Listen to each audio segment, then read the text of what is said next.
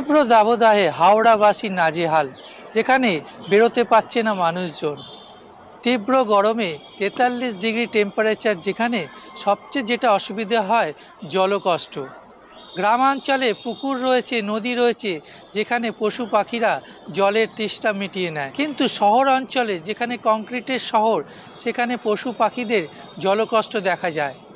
অবশেষে এক স্বেচ্ছাসেবী সংগঠন নামল পথে। হাওড়া পুরসভার পুরপ্রধান তিনিও সঙ্গে যুক্ত হয়ে এই জলকষ্ট থেকে, অর্থাৎ পশু পাখিরা যাতে জলকষ্ট না ভোগে তার ব্যবস্থা করলেন।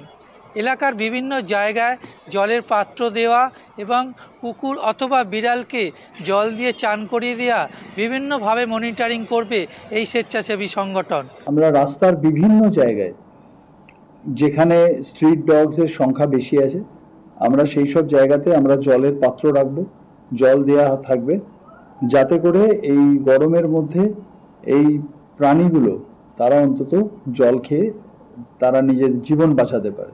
এটা রেগুলার মেনটেন হবে। আমরা নির্দিষ্ট জায়গায় জায়গায় এই পটগুলো বসানো থাকবে।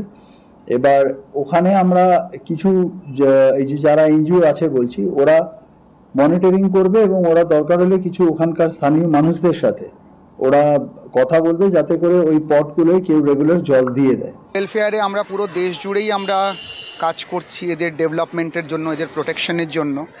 তো এই ভাবনাটা আসে যে একটা কিছু করি, এবং আমরা কমিশনার স্যারকে এইচএমসির প্রপোজালটাকে পাঠাই। উনি খুব গ্ল্যাডলি অ্যাকসেপ্ট করেন, এবং তারপরে ডেপুটি কমিশনার টু আমাদের সাথে যোগাযোগ করেন এবং জিজ্ঞাসা করেন যে আপনারা কি করতে চাইছেন। তো আমরা বলি স্যার আমরা এরকম সিমেন্টেড পট আমরা বসাতে চাইছি।